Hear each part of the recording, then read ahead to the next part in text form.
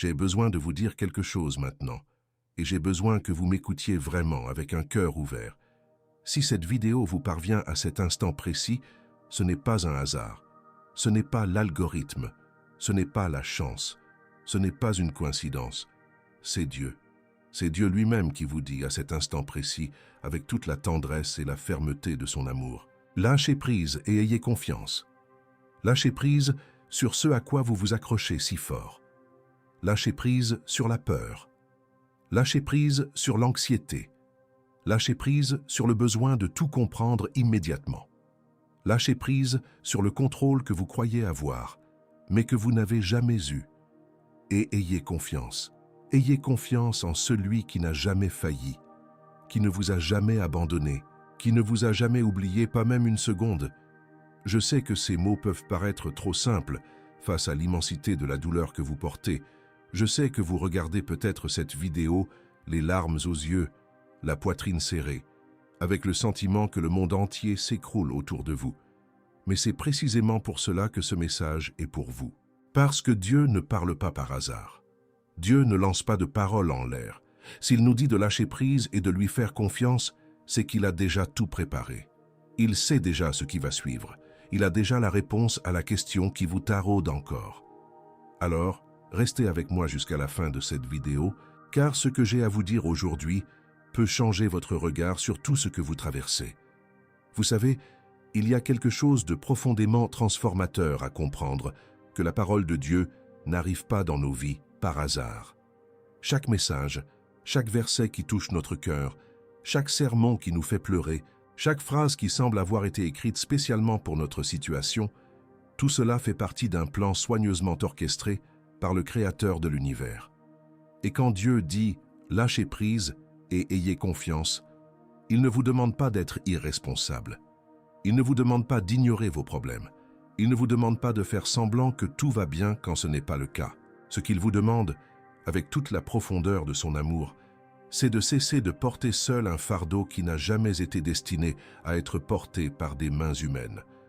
Dans Jérémie, chapitre 29, verset 11, Dieu déclare avec une clarté absolue « Car je connais les projets que j'ai formés pour vous, dit l'Éternel, projets de paix et non de malheur, afin de vous donner un avenir et de l'espérance. » Remarquez la profondeur de cette promesse. Dieu n'improvise pas. Il ne cherche pas à tâtonner pour trouver la solution. Il sait déjà. Avant même votre naissance, avant même la création du monde, Dieu savait précisément ce à quoi vous seriez confrontés en ce moment. Et plus encore, il avait déjà préparé la solution. Le problème, c'est que nous, êtres humains limités, voulons tout voir avant d'agir. Nous voulons des garanties. Nous voulons des certitudes. Nous voulons savoir exactement comment tout va se dérouler avant de lâcher prise. Mais la foi, la vraie foi, ne fonctionne pas ainsi. La foi, c'est faire le pas avant même de voir où l'on met les pieds. C'est lâcher prise avant d'avoir la garantie d'être soutenu. C'est faire confiance avant de comprendre. Réfléchissez-y un instant. Lorsque Dieu a appelé Abraham à quitter son pays, sa famille et la maison de son père, il ne lui a pas donné de plan précis. Il ne lui a pas dit « Va dans telle ville, à tel endroit, et tu y trouveras une maison toute prête. » Non. Il a simplement dit « Va au pays que je te montrerai. » Remarquez le temps du verbe « que je te montrerai ». Futur. Abraham a dû se mettre en route sans savoir où il allait. Il a dû tout quitter, tout ce qu'il connaissait, tout ce qui lui était familier, tout ce qui lui apportait la sécurité, pour suivre une voie qui promettait quelque chose qu'il ne pouvait pas encore voir. Et n'est-ce pas exactement ce que Dieu vous demande maintenant? Lâchez prise sur ce que vous savez. Lâchez prise sur ce que vous contrôlez. Lâchez prise sur vos projets. Et ayez confiance en ce que je vous montrerai. Voilà l'essence de l'appel divin. Ce n'est pas une invitation à la passivité. C'est une invitation à l'acte le plus courageux. S'abandonner totalement entre les mains de celui qui est infiniment plus sage, plus puissant et plus aimant que n'importe quel être humain. Lorsque vous comprenez cela, lorsque cette vérité descend du mental au cœur, quelque chose change en vous. L'anxiété perd de son emprise. La peur s'efface. L'angoisse commence à se dissiper. Non pas parce que les problèmes ont disparu, mais parce que vous avez enfin compris que vous n'êtes pas celui ou celle qui doit tous les résoudre. Il y a une histoire que j'aime beaucoup raconter, et je crois qu'elle illustre parfaitement ce dont nous parlons. Un homme marchait sur un chemin étroit, portant un fardeau énorme sur son dos. C'était un lourd sac rempli de pierres, et chaque pas lui demandait un effort immense.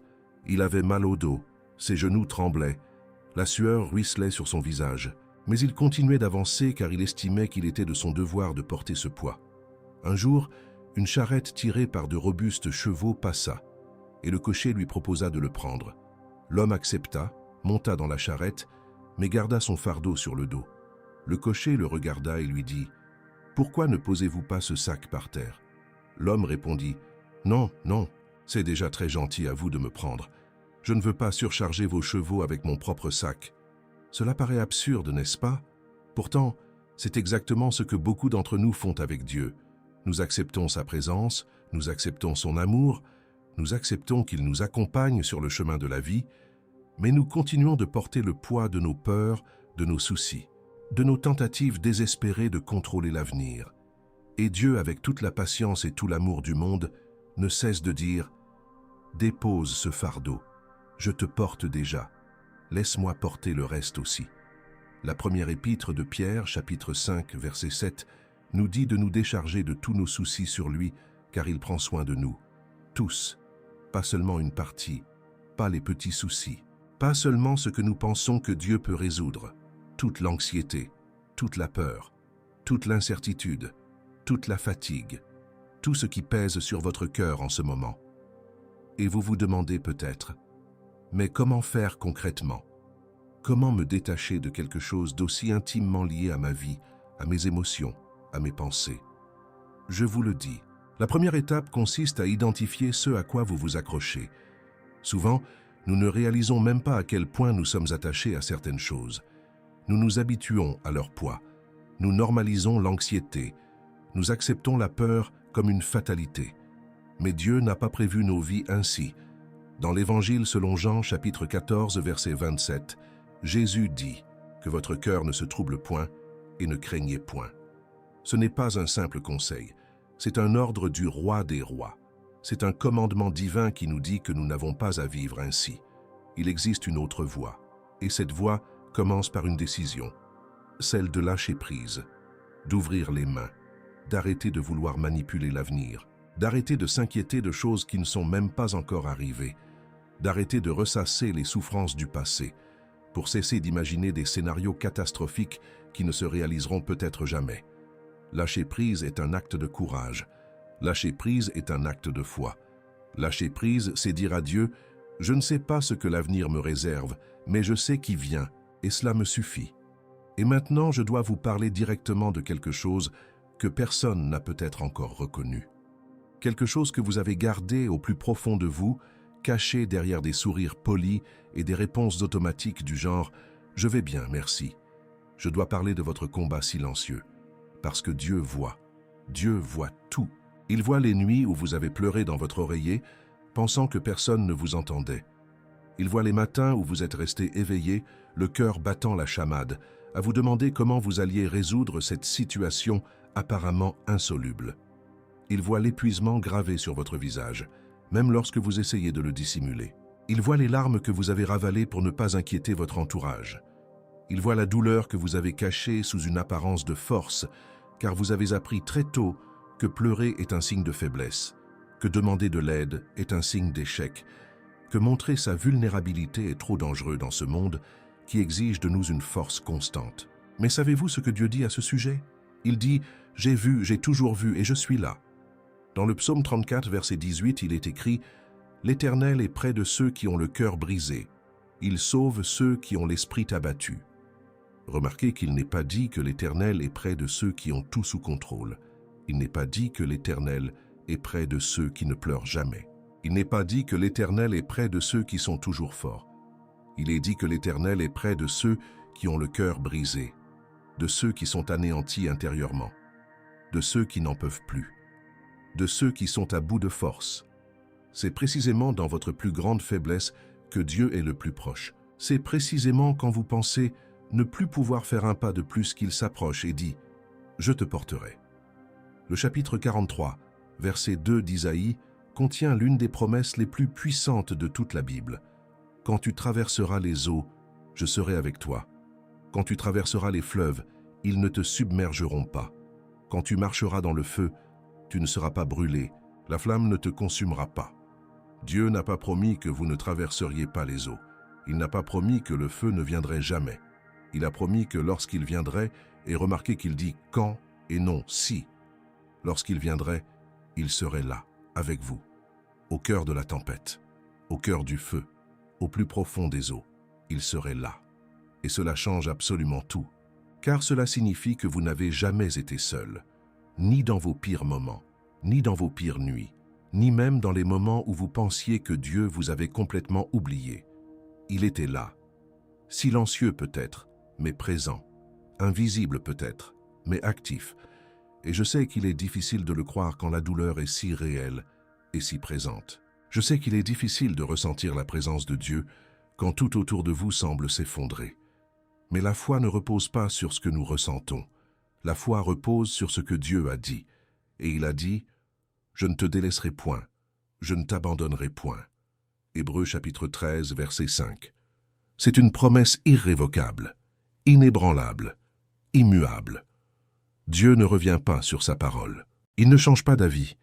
Il ne se lasse jamais de prendre soin de vous. Même quand vous vous lassez d'attendre, il ne se lasse jamais d'œuvrer pour votre bien. Même quand vous perdez espoir, il demeure espoir. Même quand vous doutez, il demeure fidèle. Car la fidélité de Dieu ne dépend pas de votre foi. La fidélité de Dieu repose sur son caractère, et le caractère de Dieu est parfait. Il l'a toujours été et le sera toujours. Je sais que tu portes des fardeaux qui ne sont pas les tiens. Je sais que tu t'efforces d'être fort pour ton entourage, oubliant que toi aussi tu as besoin d'attention, de repos, de quelqu'un qui te regarde dans les yeux et te dise que tout ira bien, et que tu y crois sincèrement. Aujourd'hui, à cet instant précis, je veux que tu saches que Dieu te regarde dans les yeux, à travers ces mots, et te dit précisément cela. Tout ira bien. Non pas parce que les problèmes disparaîtront comme par magie, mais parce que je suis aux commandes. Non pas parce que la douleur s'évanouira du jour au lendemain, mais parce que je te donnerai la force de la surmonter. Non pas parce que tout se déroulera comme tu l'avais prévu, mais parce que mon plan est infiniment meilleur que tout ce que tu peux imaginer. Et si ce message te touche particulièrement, si tu sens que ces mots t'étaient spécifiquement adressés, je t'invite à approfondir ce chemin de foi. Souvent, un message comme celui-ci nous motive sur le moment, mais ensuite, pris dans le tourbillon du quotidien, nous l'oublions. Nous retombons dans nos vieux schémas d'inquiétude et d'anxiété. C'est pourquoi j'ai préparé un guide de méditation de 30 jours qui vous aidera à vivre cette vérité de lâcher prise et de confiance au quotidien, grâce à des réflexions quotidiennes, des prières ciblées et des exercices de foi pratiques. Si cela vous parle, rendez-vous dans le premier commentaire épinglé où j'ai laissé le lien pour accéder à ce guide. Vous savez, l'un des mensonges les plus cruels que l'ennemi instille dans l'esprit des gens est l'idée que Dieu ignore leur souffrance, qu'il est tellement occupé à prendre soin de l'univers qu'il n'a pas le temps de se préoccuper des problèmes d'une personne si petite et insignifiante. Mais rien n'est plus faux. Dans l'Évangile selon Matthieu, chapitre 10, versets 29 à 31, Jésus a dit quelque chose d'extraordinaire. « Ne vend-on pas 2 moineaux pour 1 sou? Pourtant, pas un seul ne tombe à terre sans la volonté de votre Père. Même vos cheveux sont tous comptés. N'ayez donc pas peur. Vous valez bien plus que beaucoup de moineaux. » Comprenez-vous ce que cela signifie? Cela signifie que le Dieu qui a créé les galaxies, qui soutient l'univers par la puissance de sa parole, qui fait lever le soleil chaque matin et briller les étoiles chaque nuit, ce même Dieu sait combien de cheveux il y a sur votre tête. Ce Dieu se soucie de chaque détail de votre vie. Chaque larme que tu as versée est recueillie devant lui, comme le dit le psaume 56, verset 8. Chaque soupir qui a quitté ton cœur a été entendu par le ciel. Chaque prière que tu as offerte, même celle qui semblait ne pas atteindre le plafond, est parvenue jusqu'au trône de la grâce. Et je dois te dire une dernière chose à propos de ce combat silencieux que tu mènes. Dieu non seulement voit, mais il honore. Il honore chaque jour où tu as choisi de te lever, même quand tu n'en avais pas envie. Il honore chaque instant où tu as décidé de continuer à prier, même quand tu ne ressentais rien. Il honore chaque fois que tu as ravalé ta fierté et demandé de la force. Il honore chaque nuit où tu t'es endormi en pleurant, mais où tu t'es réveillé le lendemain et as continué. Car c'est cela, la foi. La foi n'est pas l'absence de difficultés. La foi n'est pas un état permanent de joie et de paix. La foi, c'est continuer d'avancer quand tout en toi crie de s'arrêter. La foi, c'est continuer de croire quand les preuves autour de toi disent le contraire. La foi, c'est lâcher prise quand tous tes instincts te disent de t'accrocher encore plus fort. Et Dieu voit cette foi. Il la voit et il la récompense. Hébreux chapitre 11, verset 6 dit « Or sans la foi, il est impossible de plaire à Dieu, car il faut que celui qui s'approche de lui croit qu'il existe et qu'il récompense ceux qui le cherchent. » Celui qui récompense. Dieu n'est pas indifférent à vos efforts. Il n'est pas aveugle à votre lutte. Il n'est pas sourd à vos cris. Il voit, il entend, il se soucie de vous et en son temps parfait, si différent d'une autre, il vous répond. Et en parlant de temps, je dois aborder un sujet qui vous préoccupe sans doute beaucoup.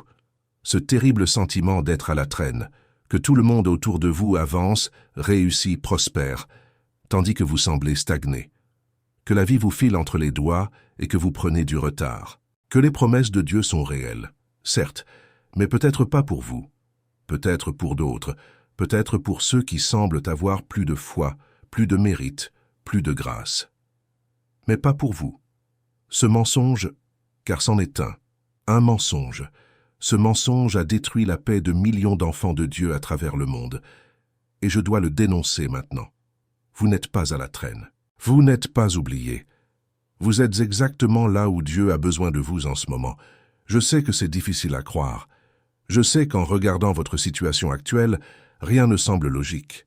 Je sais que vous vous dites « Ce n'est pas possible que ce soit le plan de Dieu pour moi ».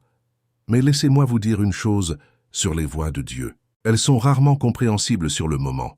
Elles ne le sont qu'avec le recul. Joseph, fils de Jacob, passa 13 ans entre la citerne, la maison de Potiphar, et la prison, avant d'atteindre le palais. 13 ans. Pouvez-vous imaginer ce qui se passait dans la tête de ce jeune homme? Il avait reçu des rêves de Dieu, de grands rêves. Des rêves où ses frères et même ses parents se prosterneraient devant lui. Et soudain, au lieu d'un trône, il se retrouva dans une citerne. Au lieu de l'honneur, il reçut la trahison. Au lieu de la gloire, il connut l'esclavage. Puis, alors que les choses semblaient s'améliorer chez Potiphar, une autre injustice survint, un autre mensonge, une autre porte se ferma, et il se retrouva en prison. Non pas pour des mois, mais pour des années. Croyez-vous que Joseph ne se soit jamais demandé où était Dieu? Croyez-vous qu'il n'ait jamais regardé les murs de sa cellule en pensant « On m'a oublié » Bien sûr que si, il était humain, comme vous et moi. Mais voici la vérité qui change tout, Dieu n'avait pas oublié Joseph. Dieu le préparait. Chaque jour passé dans la citerne forgeait sa résilience. Chaque jour passé chez Potiphar forgeait son caractère. Chaque jour en prison, il acquérait la sagesse. Et lorsque Joseph arriva enfin au palais, il n'était plus ce jeune homme immature qui se vantait de ses rêves. Il était un chef, un administrateur, un homme de vision et de compassion, un homme prêt à sauver des nations. Et rien de tout cela n'aurait été possible sans ces 13 années d'attente, de souffrance, de silence apparent de Dieu. Et la même chose vous arrive. Je sais que vous ne le voyez pas maintenant. Je sais que l'endroit où vous vous trouvez vous semble une prison émotionnelle, financière, relationnelle ou professionnelle, une prison de toute nature qui vous emprisonne, vous fait stagner, vous fait vous sentir oublié. Mais Dieu est à l'œuvre. En ce moment même, tandis que vous écoutez ces mots, Dieu est à l'œuvre. Il arrange des circonstances que vous ne pouvez même pas imaginer. Il déplace des pièces sur un échiquier invisible. Il prépare des personnes, des opportunités, des portes et des chemins qui se révéleront au moment opportun, pas à votre moment, à son moment. Et son moment est toujours parfait. L'Ecclésiaste, chapitre 3, verset 11, déclare « Il a fait toutes choses belles en son temps. » Tout, pas seulement certaines choses, tout, y compris ce qui vous paraît aujourd'hui laid, douloureux, déroutant et insignifiant. Au temps de Dieu, tout devient beau, tout s'harmonise, tout prend sens. Et alors, vous vous retournerez sur votre passé et comprendrez pourquoi vous avez dû attendre, pourquoi vous avez dû pleurer, pourquoi avez-vous dû traverser cette épreuve qui a failli vous anéantir. Et vous comprendrez que rien n'a été vain, absolument rien. Vous savez, le chapitre 8, verset 28 de l'Épître aux Romains est l'un des versets les plus cités de la Bible, mais souvent de manière superficielle, sans en saisir toute la profondeur. Il dit « Nous savons du reste que toute chose concourt au bien de ceux qui aiment Dieu, de ceux qui sont appelés selon son dessein. » Toutes choses, pas seulement les bonnes choses, pas seulement les victoires et les bénédictions, toutes choses, y compris les pertes, y compris la douleur, y compris les trahisons, y compris les portes fermées, y compris les refus que vous avez essuyés, y compris cette relation qui s'est terminée, y compris cet emploi que vous avez perdu, y compris cette maladie qui vous a pris par surprise. Tout, absolument tout, est utilisé par Dieu pour votre bien. Non pas parce que Dieu a causé le mal, mais parce que Dieu est assez puissant pour transformer même le mal en bien. Il est le Dieu qui fait naître la beauté des cendres, qui transforme les larmes en joie, qui transforme les déserts en jardins, qui transforme la faim en un nouveau commencement. Et s'il l'a fait tant de fois au cours de l'histoire, pourquoi en serait-il autrement pour vous? Alors je vous demande d'arrêter de vous comparer aux autres, arrêtez de regarder la vie des autres et de penser que Dieu est injuste envers vous. Arrêtez de mesurer vos progrès selon les critères d'autrui. Votre cheminement est unique, votre histoire est unique, votre vocation est unique, et le timing de Dieu pour votre vie est unique. Ce qui fonctionne pour une personne ne fonctionne pas forcément pour une autre, et cela ne signifie pas que Dieu vous aime moins.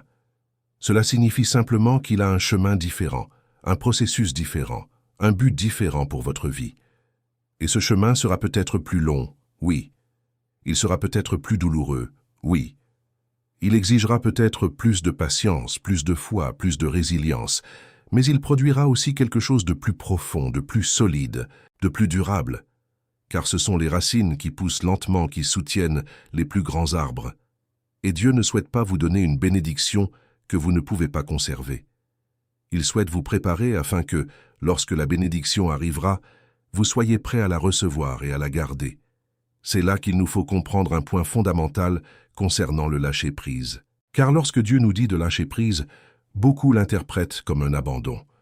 Beaucoup pensent que lâcher prise signifie croiser les bras et ne plus rien faire, que lâcher prise signifie accepter passivement toute situation et attendre simplement que les choses changent d'elles-mêmes.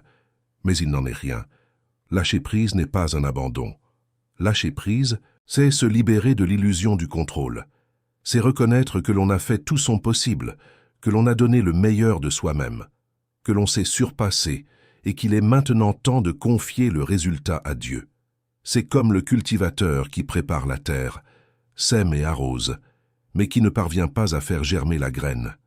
Il fait sa part et a confiance que Dieu fera la sienne. Et entre les semailles et la récolte, il y a une période d'attente qui n'est pas de la passivité, c'est de la confiance. C'est la foi en action.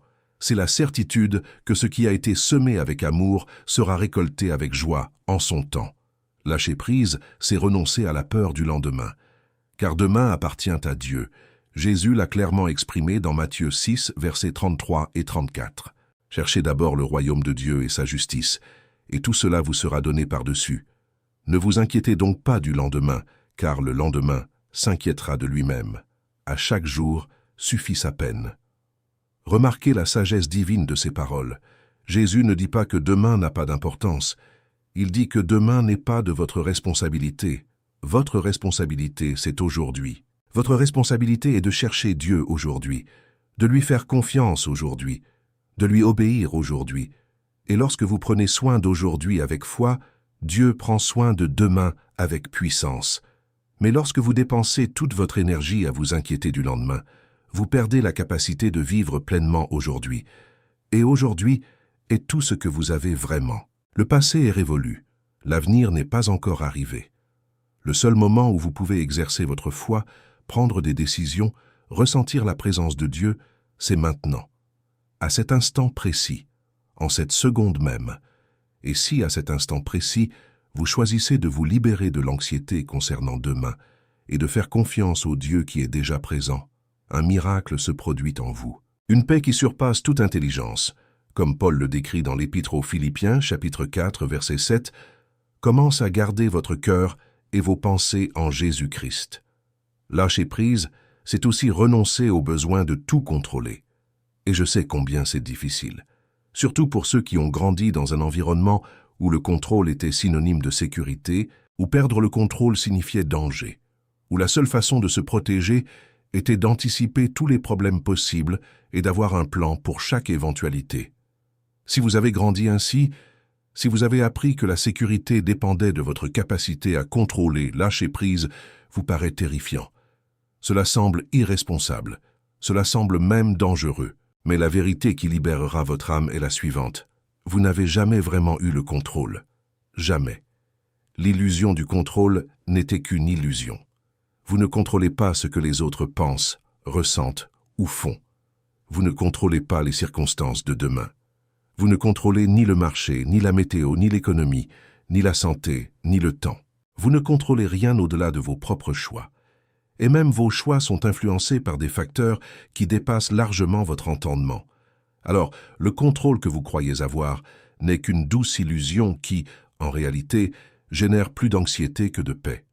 Car chaque fois qu'un événement échappe à votre contrôle, et cela arrive quotidiennement, l'anxiété monte en flèche. La peur s'intensifie, la frustration grandit, et vous dépensez une énergie considérable à tenter de reprendre le contrôle de quelque chose qui n'a jamais été vôtre. Mais lorsque vous lâchez prise et que vous vous en remettez à Dieu, un miracle se produit. La pression diminue, un poids s'allège. Car désormais, il ne s'agit plus de ce que vous pouvez ou ne pouvez pas contrôler, mais de qui est aux commandes. Et celui qui est aux commandes, c'est le Dieu qui gouverne l'univers entier sans effort, le Dieu qui soutient des milliards de galaxies par la puissance de sa parole, le Dieu qui fait tourner les planètes sur leurs orbites avec une précision mathématique parfaite. S'il peut faire tout cela, ne peut-il pas prendre soin de votre vie? Ne peut-il pas résoudre ce problème qui vous empêche de dormir? Ne peut-il pas ouvrir cette porte qui semble à jamais fermée? Ne peut-il pas restaurer cette relation qui semble irréparable? Ne peut-il pas guérir cette douleur qui semble éternelle? Bien sûr qu'il le peut. La question n'a jamais été de savoir si Dieu le peut, mais si vous êtes prêt à lâcher prise et à lui faire confiance. Si vous souhaitez en faire l'expérience par vous-même, jour après jour, consultez le premier commentaire épinglé. Et il y a une autre vérité que je dois graver dans votre cœur aujourd'hui. Une vérité peut-être la plus difficile à accepter, mais absolument fondamentale pour votre paix. Ce qui vous appartient ne sera pas perdu. Je le répète pour que ce soit parfaitement clair. Ce qui vous appartient ne sera pas perdu. Cela ne tombera pas entre de mauvaises mains. Cela ne dépend pas de votre hâte. Cela ne dépend pas de votre désespoir. Cela ne dépend pas de votre capacité à manipuler les circonstances. Ce que Dieu a mis de côté pour vous, vous parviendra. Cela peut prendre du temps. Cela peut sembler impossible. Cela peut emprunter des chemins que vous n'avez jamais imaginés. Mais cela arrivera, car la main de Dieu est plus forte que n'importe quel obstacle. Et lorsqu'il détermine que quelque chose vous appartient, aucune force au ciel ou sur la terre ne peut l'arrêter. Dans Isaïe, chapitre 43, verset 13, Dieu déclare « Avant même qu'il y ait un jour, je suis celui qui est, et personne ne peut délivrer de ma main. Quand j'agis, qui peut m'arrêter? Qui peut m'arrêter » C'est une question rhétorique. La réponse est « Personne ». Absolument personne ne peut empêcher Dieu d'accomplir ses desseins pour votre vie. Combien de fois avez-vous désespéré à l'idée de perdre quelque chose? Combien de nuits blanches avez-vous passé à vous inquiéter que les promesses de Dieu ne se réalisent pas? Combien de fois avez-vous forcé le cours des choses de peur de laisser passer une occasion si vous n'agissiez pas assez vite? Mais réfléchissez-y. Si cela vient de Dieu, aviez-vous besoin de votre précipitation? Si cela vient de Dieu, cela dépendait-il de votre intervention? Si cela vient de Dieu, pouvait-on vous le ravir? La réponse à toutes ces questions est non. Ce qui appartient à Dieu porte sa marque, et ce qui porte sa marque est inviolable. Personne ne le vole, personne ne le prend, personne ne le détourne. Vous aurez peut-être même l'impression de l'avoir perdu. Vous aurez peut-être même l'impression que quelqu'un d'autre vous l'a pris. Vous aurez peut-être même l'impression que le temps est passé et ne reviendra jamais. Mais Dieu est le Dieu qui restaure les années dévorées par les sauterelles, comme le dit Joël chapitre 2, verset 25. Il est le Dieu qui fait jaillir l'eau du désert, qui ouvre des voies en mer, qui rend l'impossible possible quand toutes les possibilités humaines ont été épuisées. Je pense à l'histoire de Ruth, une femme qui a tout perdu, son mari, l'espoir d'une famille, la sécurité financière, son statut social. Il ne lui restait absolument rien. Et au milieu de ce désespoir, elle prit une décision qui changea le cours de l'histoire. Elle décida de faire confiance au Dieu de Naomi. Elle dit « Où tu iras, j'irai. Où tu logeras, je logerai. Ton peuple sera mon peuple, et ton Dieu sera mon Dieu. » Ruth, chapitre 1, verset 16. Et de cette décision de foi, de cet abandon total, Dieu commença à agir d'une manière que Ruth n'aurait jamais pu imaginer. Elle alla glaner dans les champs et, par hasard, la Bible parle de hasard, mais nous savons que le hasard n'existe pas avec Dieu. Elle se retrouva dans le champ de Boaz, un homme intègre, un parent qui la rachetait, l'homme que Dieu avait choisi pour elle avant même sa naissance. Ruth n'eut pas besoin de manipuler, elle n'eut pas besoin de fuir, elle n'eut pas besoin de désespérer. Elle est restée fidèle à ses devoirs, a accompli son travail avec dévouement et intégrité, et Dieu s'est occupé du reste. Et le reste fut extraordinaire. Elle épousa Boaz, eut un fils nommé Obed, père de Jessé, qui fut le père de David. Ruth, la veuve moabite qui ne possédait rien, devint l'arrière-grand-mère du plus grand roi d'Israël et une ancêtre de Jésus-Christ. Si cela ne vous prouve pas que ce qui vous appartient n'est pas perdu, je ne sais pas ce qui le fera. Et il en va de même pour vous. Cet emploi qui semble impossible à obtenir, s'il vient de Dieu, vous l'obtiendrez. Cette relation qui paraît un rêve lointain, si elle vient de Dieu, elle se réalisera. Cette guérison qui semble impossible, si elle vient de Dieu, elle aura lieu. Cette réconciliation familiale qui semble utopique, si elle vient de Dieu, elle se concrétisera. Non pas à votre rythme, mais au moment parfait qu'il a choisi. Et pendant que vous attendez, pendant que le temps semble s'arrêter, pendant que la promesse paraît lointaine, sachez que chaque seconde est mise à profit pour vous préparer, vous fortifier, vous positionner. Car Dieu ne perd pas de temps. Il ne gaspille pas la souffrance. Il ne gaspille pas les larmes. Tout est matière première entre les mains du grand potier, qui vous façonne avec soin, avec amour et avec un dessein précis. Si l'attente a été difficile, si le silence de Dieu a pesé sur votre cœur, je dois vous dire quelque chose qui pourrait changer radicalement votre perception de ce moment. Le silence n'est pas une absence. Je le répète, le silence de Dieu n'est pas son absence. Souvent, nous interprétons le silence divin comme un abandon, une indifférence, comme si Dieu nous avait tourné le dos et nous avait laissés seuls, livrés à nous-mêmes. Mais la vérité biblique est tout autre. Le silence de Dieu n'est pas un abandon, mais une préparation. C'est comme la gestation. Lorsqu'une femme est enceinte pendant 9 mois, quelque chose d'extraordinaire se produit en elle. Mais à l'extérieur, pendant longtemps, presque personne ne le remarque. Le bébé grandit, se forme, se développe. Mais tout se passe en silence, en secret, loin des regards du monde. Et lorsque le moment est venu, lorsque tout est prêt, lorsque chaque organe, chaque membre, chaque détail est parfaitement formé, alors vient la naissance, alors vient la manifestation. Alors ce qui était caché devient visible à tous. Et c'est exactement ainsi que Dieu agit dans votre vie. Quand il semble que rien ne se passe, quand toutes vos prières semblent se heurter au plafond et rebondir, quand le ciel semble se fermer et Dieu silencieux, sachez qu'en coulisses, dans le domaine spirituel, dans l'invisible, quelque chose de grand se prépare. Dieu prépare le terrain. Il lève les obstacles. Il harmonise les circonstances. Il transforme les cœurs, il ouvre des chemins encore inexplorés. Et quand tout sera prêt, quand son moment parfait arrivera, la manifestation sera si puissante, si surprenante, si au-delà de tout ce que vous pouvez imaginer, que vous tomberez à genoux et direz que chaque seconde d'attente en valait la peine. Éphésiens, chapitre 3, verset 20, nous dit que Dieu est capable de faire infiniment plus que tout ce que nous demandons ou imaginons. Infiniment plus que tout ce que nous demandons ou imaginons.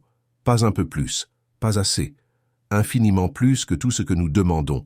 Cela signifie que ce que Dieu prépare pour vous est plus grand que ce que vous demandez. C'est plus grand que tout ce que vous imaginez. C'est plus grand que vos rêves les plus fous. Et c'est pourquoi cela prend du temps. Car les grandes choses prennent du temps à préparer. Dans le premier commentaire épinglé, j'ai laissé un message qui pourrait vous être utile dans cette démarche. Pensez au temps que Dieu a mis à préparer Moïse.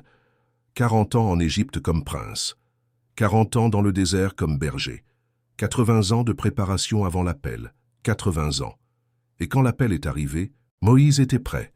Non pas parce qu'il se sentait prêt, en réalité il se sentait aussi mal préparé que possible lorsque Dieu lui a parlé au buisson ardent. Mais il était prêt aux yeux de Dieu. Car la préparation spirituelle ne se mesure pas à la confiance que nous ressentons, mais à la formation que nous recevons. Et chaque jour dans le désert, chaque brebis soignée, chaque tempête affrontée, chaque nuit solitaire sous les étoiles, chaque instant apparemment insignifiant, a été utilisé par Dieu pour former le chef qui délivrerait une nation entière de l'esclavage. Et vous pensez que vos jours d'attente sont moins importants? Pensez-vous que Dieu vous fait perdre votre temps? Pas du tout. Il vous forme, il vous façonne, il vous prépare à quelque chose que vous ne pouvez pas encore voir, mais qui vous fera comprendre pourquoi vous aviez besoin de chaque larme, de chaque douleur, de chaque nuit d'attente. Voici l'une des leçons les plus difficiles et transformatrices que nous puissions apprendre sur notre chemin avec Dieu.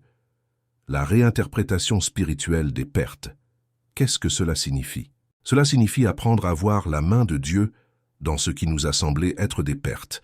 Cela signifie comprendre que toute porte fermée n'est pas un rejet. Parfois, c'est une protection. Tout à Dieu n'est pas une perte. Parfois, c'est une réponse à une prière. Tout retard n'est pas un oubli. Parfois, c'est un signe divin. Je sais qu'au moment de la perte, il est presque impossible de le voir. Quand on perd son emploi, quand une relation se termine, quand un ami nous abandonne, quand une opportunité nous échappe, la douleur est si intense que toute tentative de trouver un sens semble déplacée. Et je ne minimise pas votre douleur. La douleur est réelle, la perte est réelle, le chagrin est légitime et nécessaire. Mais une fois la douleur aiguë passée, une fois les larmes séchées, une fois le cœur amorcé sa guérison, je vous invite à regarder en arrière avec un regard spirituel. Et alors, vous commencerez à discerner des schémas. Vous commencerez à voir la main de Dieu là où auparavant vous ne voyiez que les ténèbres. Ce travail perdu qui vous a tant bouleversé était peut-être un signe de Dieu vous protégeant d'un environnement qui aurait détruit votre santé mentale. Cette relation qui s'est terminée et vous a fait pleurer pendant des mois était peut-être une protection divine contre une personne qui aurait pu vous faire beaucoup plus de mal par la suite. Cette amitié brisée était peut-être un moyen pour Dieu d'éloigner de vous une personne qui vous aurait détourné de votre chemin. Cette opportunité manquée était peut-être un guide divin vous menant vers quelque chose d'infiniment meilleur que vous ne pouviez pas encore percevoir. Le livre des Proverbes, chapitre 16, verset 9, dit « Le cœur de l'homme médite sa voie, mais l'Éternel dirige ses pas. » Vous pouvez et devez faire des projets, mais lorsque Dieu vous réoriente, c'est pour vous conduire vers un avenir meilleur. Même si ce changement est douloureux, même s'il ressemble à un recul, même si, sur le moment, il semble être la pire chose qui puisse arriver. Je pense à Paul, l'apôtre. Dans le chapitre 16 des Actes des Apôtres, Paul et ses compagnons souhaitaient prêcher en Asie, mais le Saint-Esprit les en empêcha. Ils tentèrent ensuite d'aller en Bithynie. Et là encore, l'Esprit de Jésus s'y opposa. Imaginez leur frustration. Ils aspiraient à prêcher l'Évangile, ils étaient prêts, disposés, et Dieu leur disait non, pas là-bas, pas maintenant. Mais alors, durant la nuit, Paul eut une vision. Un Macédonien lui demandait de l'aide. C'est ainsi que l'Évangile parvint en Europe. Un refus de Dieu en Asie entraîna un accord en Europe, changeant à jamais l'histoire du christianisme. Si Paul avait persisté dans son projet initial, s'il avait forcé les portes que Dieu fermait, l'Évangile n'aurait peut-être jamais atteint l'Europe de la même manière. Et des milliards de vies, à travers les siècles, auraient été affectées différemment.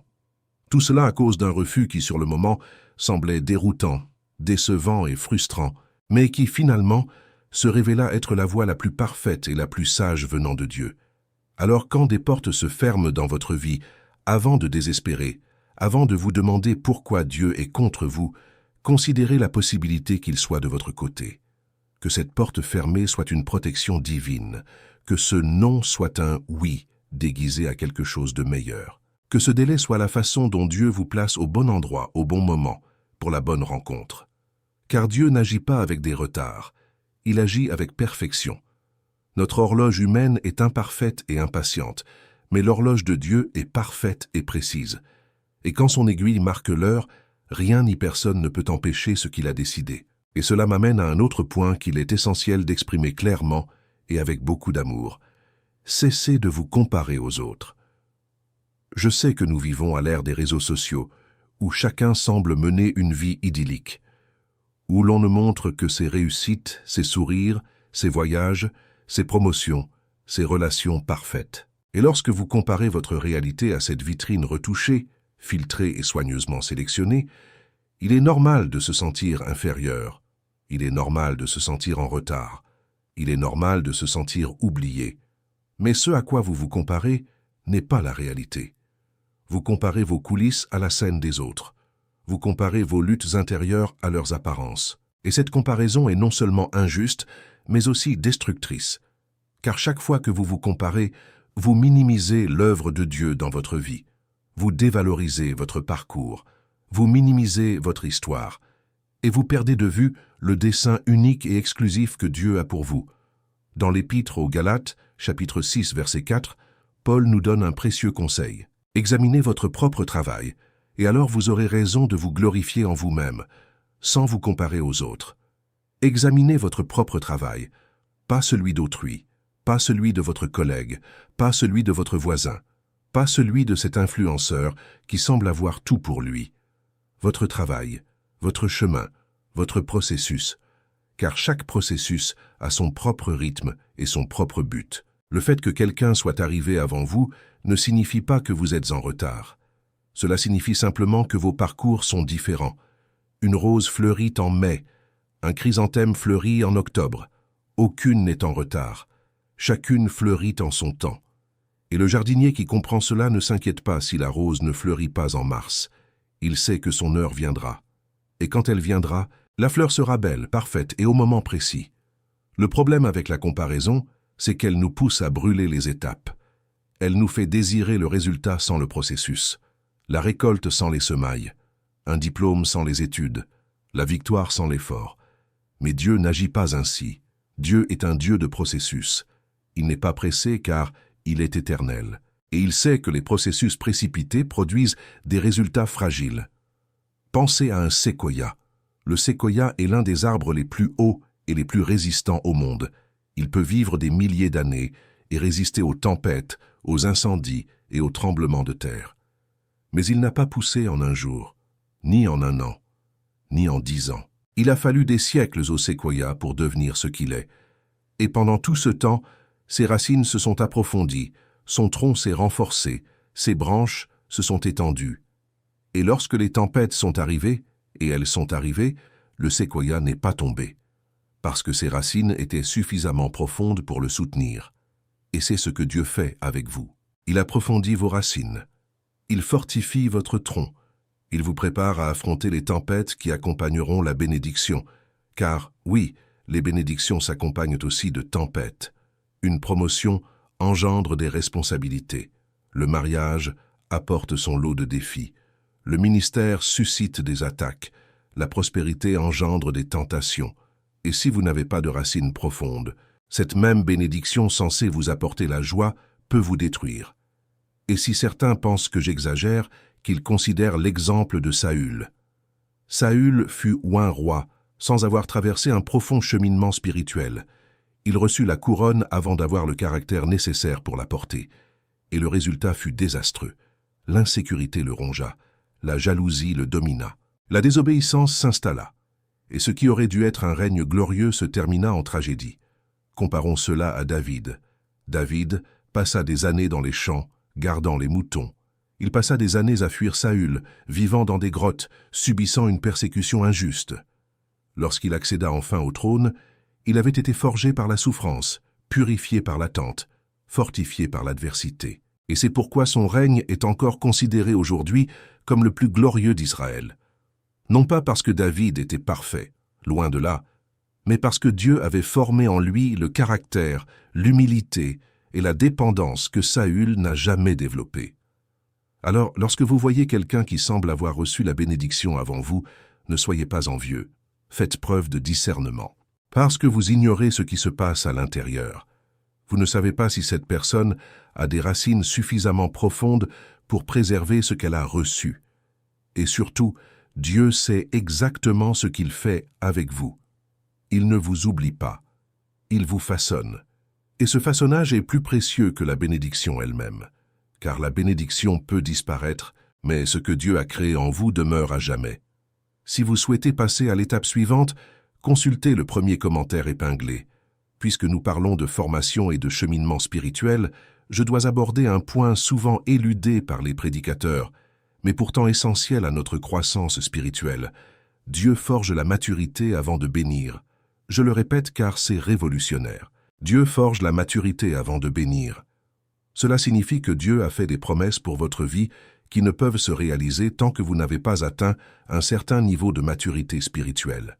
Non pas par sadisme, mais parce qu'il vous aime trop pour vous donner quelque chose qui vous détruirait. Imaginez confier les clés d'une voiture de course à un enfant de 5 ans. Ce serait irresponsable, dangereux, destructeur, non pas à cause de la voiture, mais parce que l'enfant n'a pas la maturité nécessaire pour la maîtriser. Et souvent, nous sommes comme des enfants spirituels qui réclament des choses d'adultes. Nous demandons des promotions sans avoir le caractère nécessaire pour gérer le pouvoir. Nous recherchons des relations sans avoir la guérison intérieure indispensable pour aimer sainement. Nous demandons la prospérité sans avoir la stabilité émotionnelle pour gérer nos ressources. Et Dieu, le Père parfait qu'il est, ne nous donne pas ce qui peut nous nuire.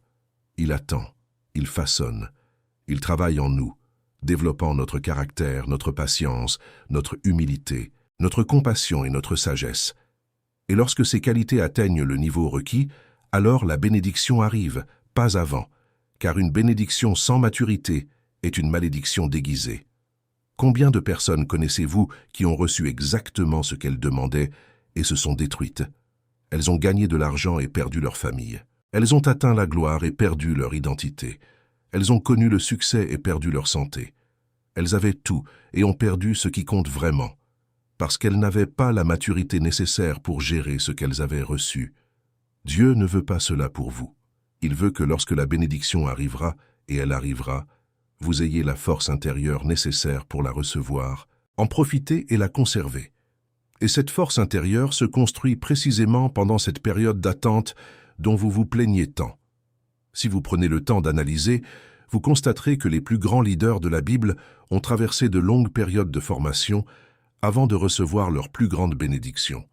Abraham a attendu 25 ans la promesse d'un fils. Joseph a attendu 13 ans pour que ses rêves se réalisent. Moïse a patienté 40 ans dans le désert avant d'être appelé. David a attendu une quinzaine d'années entre son onction et son accession au trône. Jésus lui-même a attendu 30 ans avant de commencer son ministère public. 30 ans passés à vivre comme charpentier à Nazareth, une ville si petite et insignifiante que l'on se demandait « Peut-il sortir quelque chose de bon de Nazareth ?» Et pendant tout ce temps, Dieu œuvrait, silencieusement, invisiblement, dans l'apparente normalité d'une vie ordinaire. Mais chaque jour de ces 30 années faisait partie d'un plan parfait. Chaque expérience, chaque conversation, chaque épreuve, chaque moment de solitude, tout préparait aux 3 années les plus marquantes de l'histoire de l'humanité. Si Dieu n'a même pas accéléré le ministère de son propre Fils, pourquoi accélérerait-il le vôtre? Si Jésus, le Fils de Dieu, a eu besoin de 30 ans de préparation, qui sommes-nous pour exiger des résultats immédiats? Qui sommes-nous pour nous plaindre que Dieu prenne trop de temps? Le délai de Dieu n'est pas de la négligence, c'est de l'amour, c'est de la sollicitude, c'est la perfection. C'est Dieu qui dit « Je t'aime trop pour te donner cela maintenant. Attends encore un peu. Je te prépare à quelque chose qui dépasse de loin ce que tu demandes. » Et lorsque cela devient clair en toi, l'anxiété cède la place à l'espérance, la frustration fait place à la confiance, l'impatience à la gratitude. Car tu comprends alors que chaque jour d'attente n'est pas un jour perdu, c'est un jour de formation supplémentaire, un jour de préparation supplémentaire, un jour de plus pour te rapprocher de la version la plus complète, la plus forte et la plus mature de ce que Dieu a voulu que tu sois. Si ce message vous touche, je vous invite à aimer cette vidéo et à vous abonner à la chaîne. Nous continuerons à partager des messages comme celui-ci, et votre « j'aime » et votre abonnement permettront à davantage de personnes de découvrir ce contenu. Chaque « j'aime », chaque abonnement est comme une graine semée. Qui sait qui d'autre sera touché par ce message grâce à votre simple geste? Maintenant, écoutez attentivement ce qui suit, car cela peut vous épargner bien des souffrances inutiles. Ne forcez pas ce qui ne vient pas naturellement. Gravez-le au plus profond de votre cœur. Ne forcez pas ce qui ne vient pas naturellement. Si vous devez mendier l'attention, elle ne vient pas de Dieu. Si vous devez manipuler pour l'obtenir, elle ne vient pas de Dieu. Si vous devez perdre votre paix intérieure pour la préserver, elle ne vient pas de Dieu. Ce qui vient de Dieu ne trouble pas. Cela ne vous épuise pas. Cela ne vous vole pas votre paix. Cela arrive avec clarté. Cela arrive avec paix. Cela arrive avec une conviction spirituelle qui se passe d'explications rationnelles. Vous le savez tout simplement. Vous savez que cela vient de Dieu. Vous savez que c'est le bon moment. Vous savez que c'est le bon chemin. Et même s'il y a des défis, car il y en aura, la paix demeure. Même s'il y a des obstacles, car il y en aura, la clarté ne se dissipe pas. Car lorsque Dieu guide, il donne la paix au cœur de la tempête. Il apporte la clarté au milieu de la confusion. Il apporte la certitude au milieu de l'incertitude. Je vois tant d'enfants de Dieu s'épuiser dans des relations qui ne leur sont manifestement pas destinées. Ils s'imposent des amitiés qui ne leur apportent que souffrance. Ils s'obstinent à occuper des emplois qui les vident de leur énergie. Ils restent dans des situations qui détruisent leur santé mentale et émotionnelle, simplement parce qu'ils ont peur de lâcher prise. Peur que s'ils lâchent prise, rien de mieux n'arrive. Peur de la solitude, peur du rejet, peur de tout recommencer. Mais la vérité, c'est que bien souvent, Dieu ne peut rien vous donner de nouveau tant que vous vous accrochez au passé. Il ne peut pas vous faire progresser tant que vous persistez à stagner. Il ne peut pas ouvrir la bonne porte tant que vous vous acharnez à forcer la mauvaise. Lâcher prise sur ce qui n'est pas de Dieu n'est pas une perte, c'est un gain. C'est faire de la place pour ce que Dieu a vraiment en réserve pour vous. C'est créer un vide que Dieu peut combler d'infiniment meilleur. L'épître de Jacques, chapitre 3, verset 17, décrit la sagesse qui vient de Dieu. Mais la sagesse qui vient d'en haut est d'abord pure.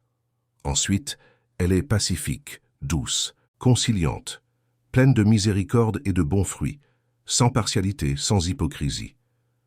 Considérez ces caractéristiques, pure, pacifique, conciliante. Maintenant, examinez la situation que vous vous imposez. Est-elle paisible? Vous apporte-t-elle la modération ou vous pousse-t-elle à l'extrême? Est-elle gérable ou est-elle un conflit permanent? Si la réponse est non, envisagez sérieusement la possibilité qu'elle ne vienne pas de Dieu. Car Dieu ne nous conduit pas au chaos, il nous conduit à la paix. Même lorsque le chemin est difficile, la paix intérieure demeure. Même face aux épreuves extérieures, la clarté intérieure ne s'altère pas. Et si vous vous trouvez dans une situation où règne la confusion, où l'anxiété est permanente, où la paix a complètement disparu, c'est un signe. Un signe qu'il faut changer quelque chose, qu'il faut se libérer de quelque chose, que Dieu vous appelle à vous éloigner de ce qui n'est pas sa volonté pour votre vie. J'ai préparé quelque chose de spécial pour ceux qui souhaitent approfondir le sujet.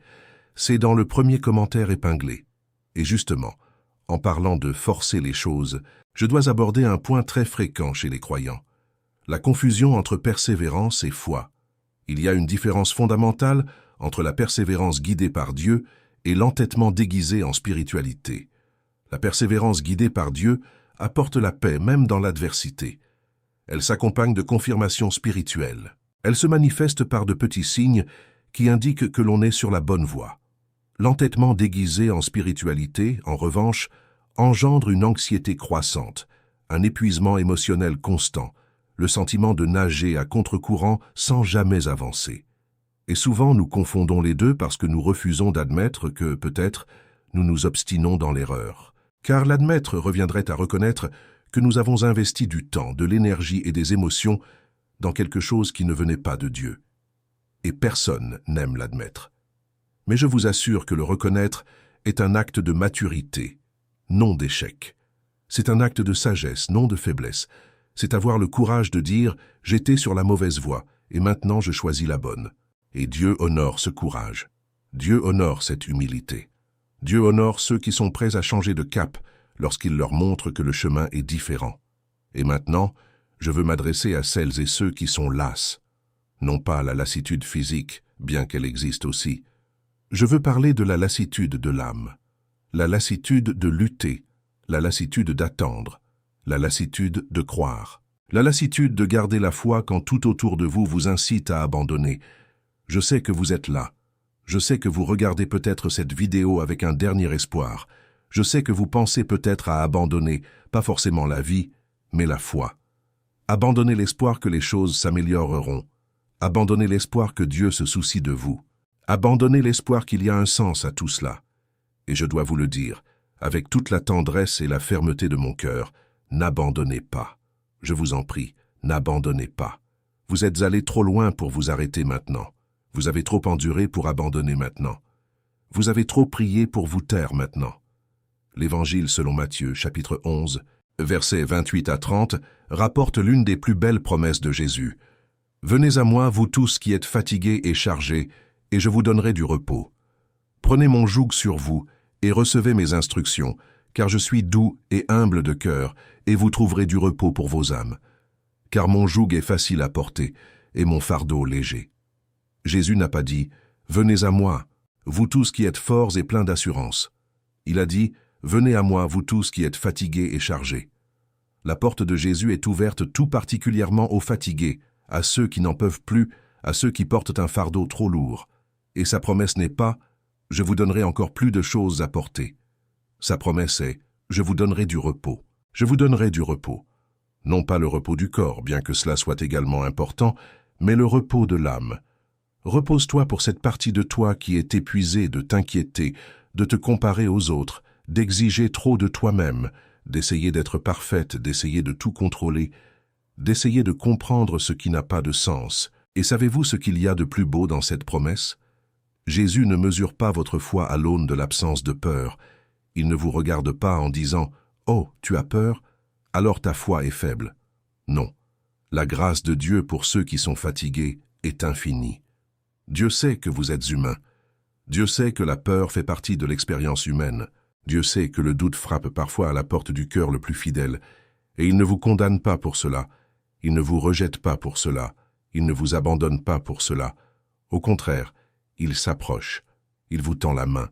Il dit « Je sais que tu as peur. Je sais que tu es fatigué. Je sais que tu doutes. Mais je suis là, et je ne m'en vais pas. Je ne te quitte pas. Je ne t'abandonne pas. Tiens-moi la main et continue d'avancer. Un pas après l'autre. Tu n'as pas besoin de courir. Tu n'as pas besoin de tout comprendre maintenant. Tu as juste besoin de faire confiance. » Imaginez Pierre marchant sur l'eau.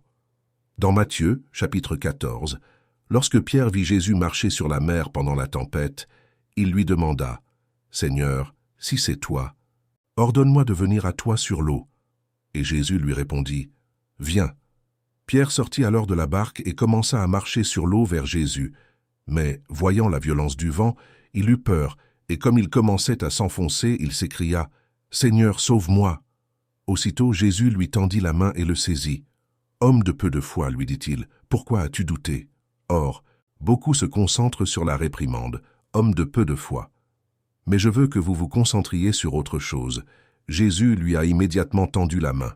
Immédiatement. Il n'a pas attendu que Pierre coule complètement. Il ne lui a pas fait la leçon sur les dangers du doute. Il ne lui a pas dit « Prouve d'abord que tu mérites d'être sauvé ». Il lui a immédiatement tendu la main. Et c'est ce que Jésus fait pour vous chaque fois que vous trébuchez, chaque fois que la peur vous envahit, chaque fois que le doute menace de vous submerger. Immédiatement, sans hésitation, sans jugement, sans condition. Il tend la main et vous prend dans ses bras. Remarquez un autre détail très important. Pierre avait peur en marchant sur l'eau. Il accomplissait un véritable miracle. Il vivait une expérience surnaturelle, et pourtant il avait peur. Cela nous montre que la peur et la foi peuvent coexister, que l'on peut suivre le dessein de Dieu et ressentir malgré tout de la peur, que l'on peut être au cœur de la volonté divine et avoir des moments de doute. Et cela ne remet pas en cause votre foi. Cela montre simplement que vous êtes humain. Et Dieu n'a jamais attendu de vous autre chose. Il ne vous a pas appelé parce que vous êtes parfait. Il vous a appelé parce qu'il est parfait. Et sa perfection suffit à couvrir toutes vos imperfections. Sa force suffit à pallier toutes vos faiblesses. Sa fidélité suffit à compenser toutes vos inconstances. Dans la deuxième épître aux Corinthiens, chapitre 12, versets 9 et 10, Paul raconte un événement extraordinaire. Il avait une écharde dans la chair, une souffrance profonde, et il a demandé à Dieu à 3 reprises de la lui enlever. La réponse de Dieu fut « Ma grâce te suffit, car ma puissance s'accomplit dans la faiblesse. Et Paul, au lieu de se lamenter, dit « C'est pourquoi je me glorifierai bien plus volontiers de mes faiblesses, afin que la puissance du Christ repose sur moi. Car lorsque je suis faible, c'est alors que je suis fort. Lorsque je suis faible, c'est alors que je suis fort. » Quelle déclaration paradoxale et puissante! La faiblesse que vous ressentez maintenant n'est pas un signe que Dieu vous a abandonné. C'est une occasion pour sa puissance de se manifester plus intensément dans votre vie. Car lorsque vous êtes fort, vous avez tendance à vous fier à vous-même. Mais lorsque vous êtes faible, lorsque vous atteignez vos limites, lorsque vous n'avez plus rien à offrir, c'est alors que vous devenez le canal parfait pour que la puissance de Dieu se déverse à travers vous. Et le résultat est toujours plus extraordinaire que tout ce que votre propre force pourrait produire. Alors si vous êtes fatigué aujourd'hui, si votre foi vacille, si la peur l'emporte sur le courage, sachez que Dieu n'est pas déçu de vous. Au contraire, il se rapproche. Il vous dit « Ma grâce te suffit. Tu n'as pas besoin d'être plus fort. Tu n'as pas besoin de faire semblant d'aller bien. Tu n'as pas besoin de tout savoir. Fais-moi simplement confiance. Un jour à la fois, un pas à la fois, une respiration à la fois, et je m'occuperai du reste. » La Bible regorge d'histoires de personnes qui étaient au plus bas et que Dieu a relevées. Élie a fui Jézabel et s'est caché sous un genévrier, demandant la mort, et Dieu a envoyé un ange pour le nourrir, le fortifier et le rétablir. David s'est caché dans des grottes, fuyant un roi qui voulait le tuer. Et là, dans les ténèbres les plus profondes, il a écrit certains des plus beaux psaumes jamais composés. Après avoir fui Dieu, Jonas fut avalé par un grand poisson. Et là, dans le ventre de la créature, dans l'endroit le plus improbable au monde, il cria, et Dieu l'entendit et le libéra. Si Dieu a pu ramener Élie à la vie sous un arbre dans le désert, il peut vous ramener à la vie où que vous soyez. Si Dieu a pu faire sortir David d'une grotte et le placer sur un trône, il peut vous sortir d'une situation apparemment désespérée. Si Dieu a pu retirer Jonas du ventre du poisson et lui donner une seconde chance, il peut vous arracher à la peur, à la déception ou à la lassitude qui vous ont plongé et vous offrir un nouveau départ. Car notre Dieu est le Dieu des nouveaux départs. Il est le Dieu qui fait toutes choses nouvelles. Apocalypse chapitre 21, verset 5, « Voici je fais toutes choses nouvelles, non pas certaines choses, mais toutes choses, y compris ce que vous croyez perdu à jamais. » y compris ce que le monde dit irrémédiablement perdu. Je dois revenir sur un point évoqué précédemment, mais qui mérite d'être approfondi, car il est essentiel à notre discussion. La question de la maturité avant la bénédiction et son lien avec la guérison intérieure. Nombreux sont ceux qui désirent les promesses de Dieu, mais qui refusent le processus de guérison qu'elles impliquent. Ils aspirent à un mariage béni, mais ne veulent pas affronter les blessures émotionnelles qui minent toute relation. Ils désirent la prospérité financière, mais ne veulent pas se confronter à la mentalité de pénurie ancrée dans leur enfance. Ils souhaitent un ministère influent, mais ne veulent pas faire face aux traumatismes, aux rejets et aux insécurités qui risquent de compromettre tout leadership. Or Dieu, dans son infinie sagesse, sait que bénir avant d'avoir guéri est voué à l'échec. C'est pourquoi il guérit d'abord. Il restaure d'abord. Il reconstruit d'abord les fondements émotionnels et spirituels. Et ce n'est qu'ensuite, lorsque la structure est solide, qu'il commence à bâtir dessus. Cela peut paraître cruel au premier abord. On pourrait croire que Dieu retarde délibérément votre bénédiction. Mais en vérité, c'est le plus grand acte d'amour qui soit. Car un Dieu qui vous accorde une bénédiction destructrice n'est pas un Dieu qui vous aime. Un Dieu qui vous aime est celui qui d'abord vous prépare, vous guérit, vous fortifie, puis vous offre quelque chose dont vous pouvez pleinement profiter, en toute sérénité avec un équilibre émotionnel, une maturité spirituelle et une stabilité intérieure. Et lorsque la bénédiction arrive ainsi, elle n'est jamais seule.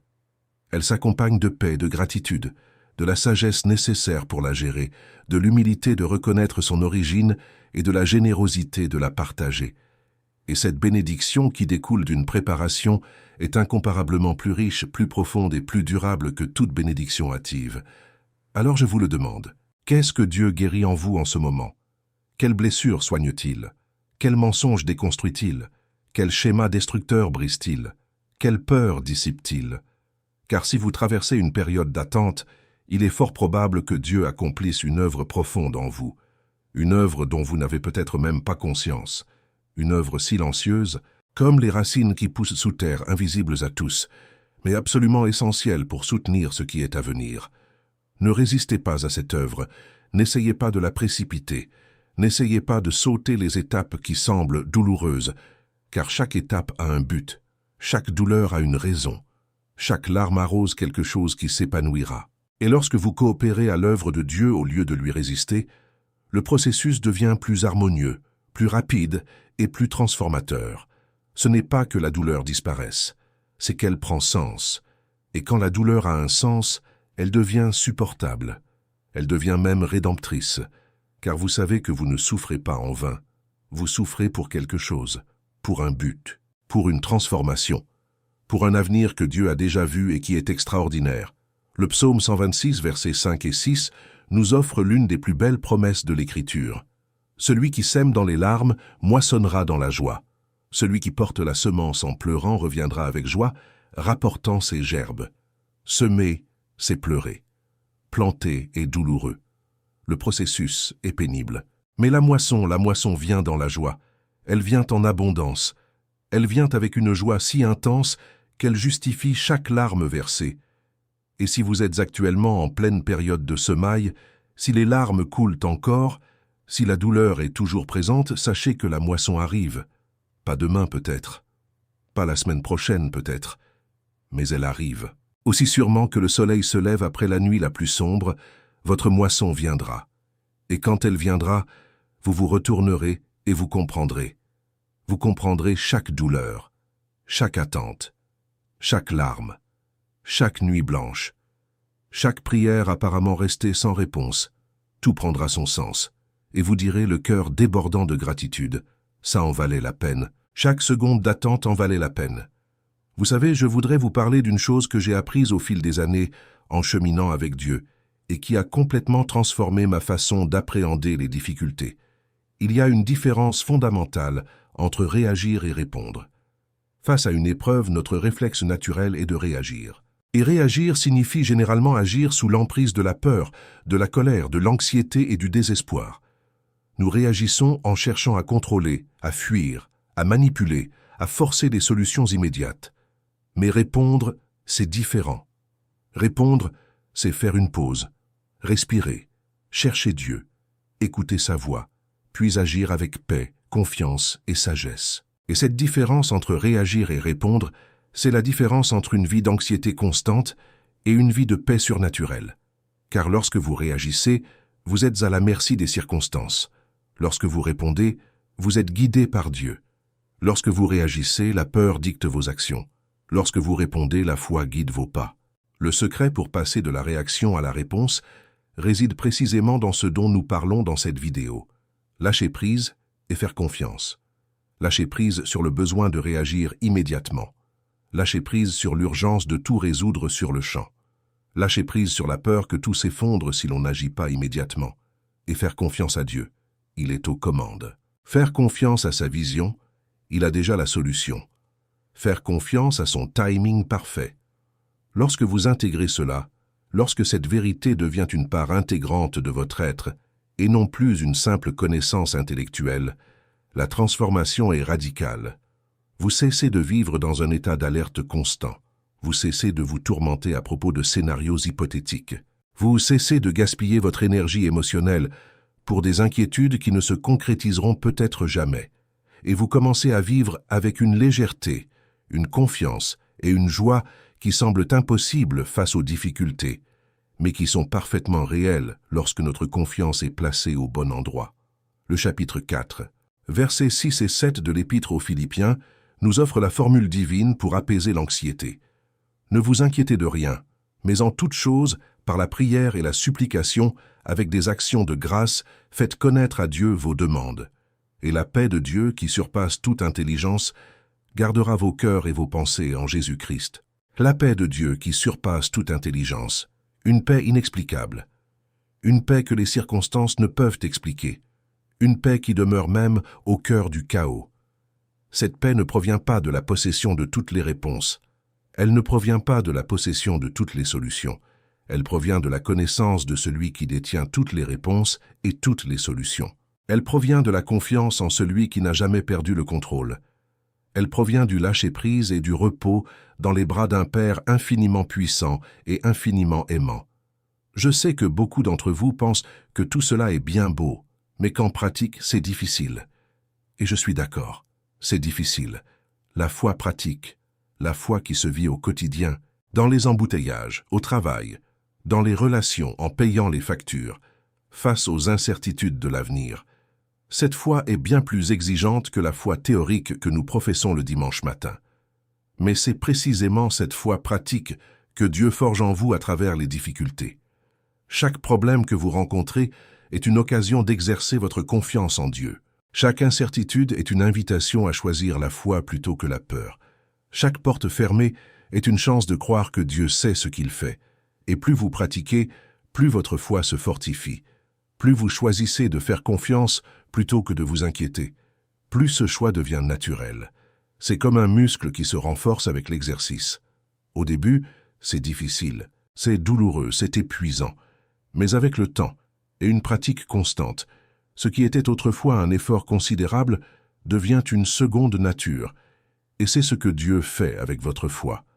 La renforcer par la pratique quotidienne, par des défis qui semblent insurmontables, mais qui sont en réalité des occasions de croissance. Et je voudrais conclure cette section sur la grâce pour les âmes fatiguées par une image que je trouve très forte.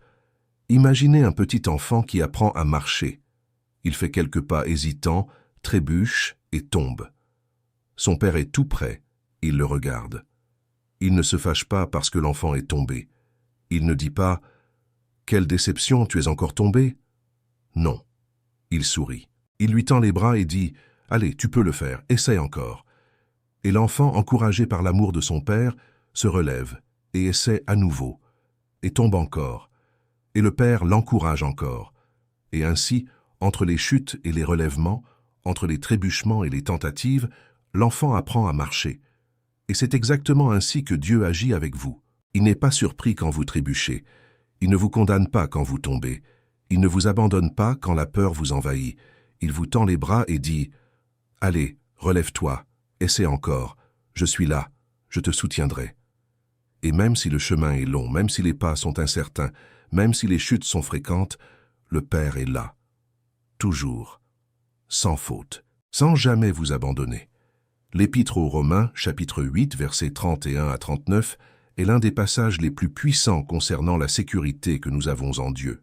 Paul demande « Si Dieu est pour nous, qui sera contre nous ?»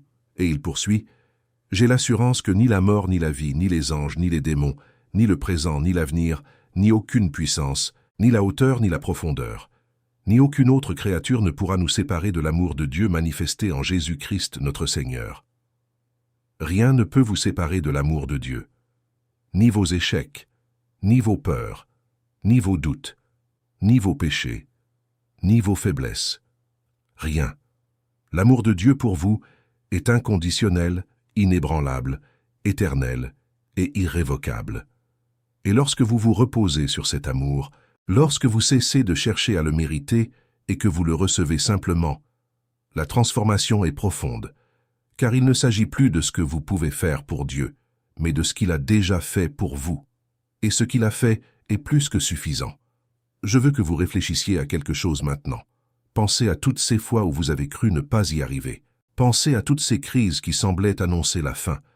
Pensez à toutes ces nuits où vous vous êtes dit « Je ne survivrai pas ». Et maintenant, regardez où vous êtes. Vous avez survécu. Vous êtes là. Vous écoutez ces mots. Vous respirez. Votre cœur bat. Et chaque battement témoigne de la fidélité de Dieu. Chaque respiration prouve qu'il ne vous a pas abandonné. Chaque nouveau jour est la preuve qu'il a encore des projets pour votre vie, des projets d'espoir, des projets pour l'avenir, des projets de paix. Et si Dieu vous a conduit jusqu'ici, à travers tout ce que vous avez traversé, pourquoi vous abandonnerait-il maintenant? S'il vous a soutenu pendant les pires tempêtes de votre vie, pourquoi ne vous soutiendrait-il pas dans celle-ci? La fidélité passée de Dieu est une garantie de sa fidélité future. Ce qu'il a fait autrefois, il le refera. Et plus encore. Car notre Dieu n'est pas statique. Il est dynamique, il est surprenant. Et le meilleur qu'il vous réserve n'est pas encore arrivé. Et je voudrais revenir au point central de tout ce que nous avons abordé aujourd'hui. Quand Dieu nous dit « lâchez prise et ayez confiance », ce n'est pas une simple suggestion. C'est une leçon de vie qui, lorsqu'elle est pleinement intégrée, transforme absolument tout. Elle change votre façon de vous réveiller le matin. Elle change votre façon d'affronter les problèmes. Elle change votre façon d'interagir avec les autres. Elle change votre perception de vous-même. Elle change votre vision de l'avenir.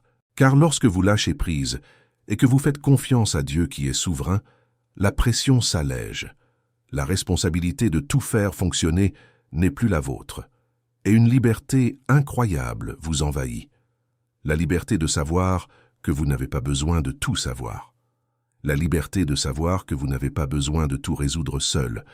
La liberté de savoir que, même lorsque vous faites des erreurs, même lorsque vous échouez, même lorsque vous tombez, il y a un Dieu qui vous aime inconditionnellement et qui a déjà préparé le chemin pour vous relever. Je pense à Habacuc, ce prophète de l'Ancien Testament, qui osa interroger Dieu. Face à l'injustice qui l'entourait, il demanda « Seigneur, jusqu'à quand crierai-je vers toi sans que tu m'écoutes? Jusqu'à quand implorerai-je ma main à cause de la violence sans que tu me sauves ?» Habacuc était frustré, épuisé, désemparé. Il ne comprenait pas pourquoi Dieu restait silencieux tandis que le monde s'effondrait. Et Dieu lui répondit, non pas en lui dévoilant tous ses plans, mais par une révélation partielle qui exigeait la foi.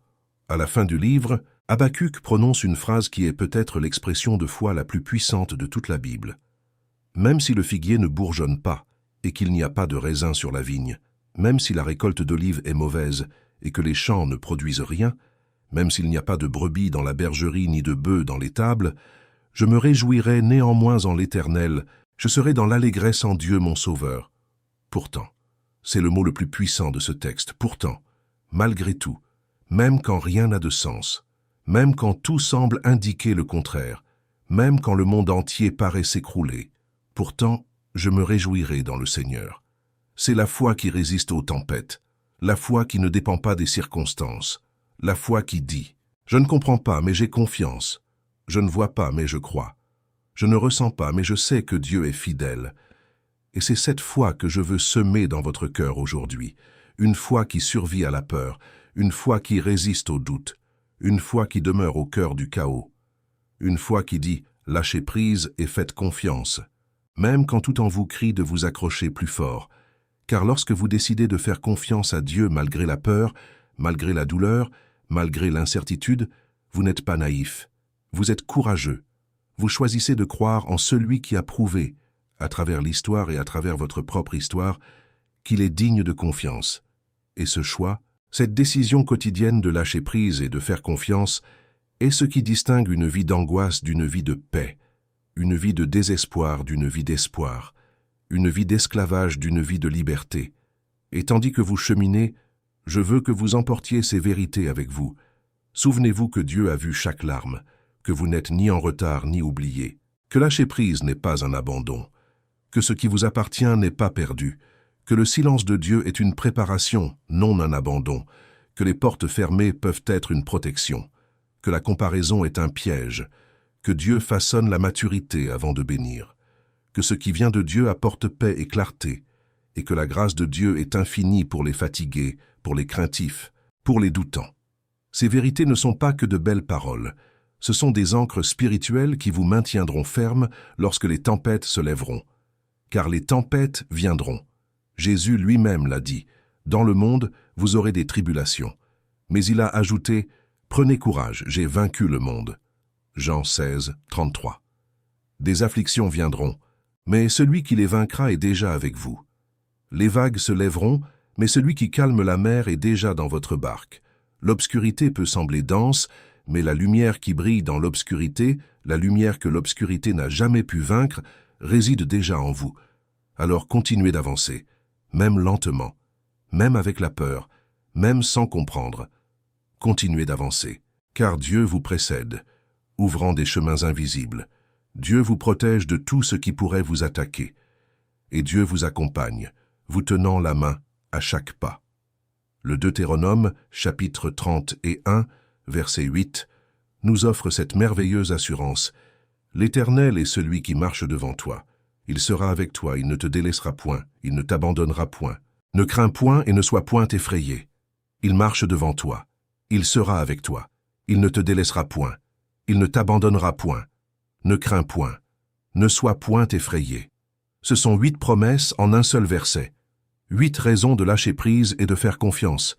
8 piliers qui soutiennent la foi de ceux qui choisissent de se reposer dans les bras du Père. Ce qui t'est destiné viendra. Je ne sais ni quand ni comment, ni par quel chemin. Mais je sais que cela viendra, car le Dieu qui a fait la promesse est fidèle, le Dieu qui a conçu ce plan est sage, le Dieu qui t'aime est puissant. Et lorsque la puissance, la sagesse et l'amour de Dieu s'unissent en faveur de quelqu'un, aucune force dans l'univers ne peut empêcher ce qui a été décidé. Ta bénédiction est en chemin, ta guérison est en chemin, ta restauration est en chemin, ton nouveau départ est en chemin.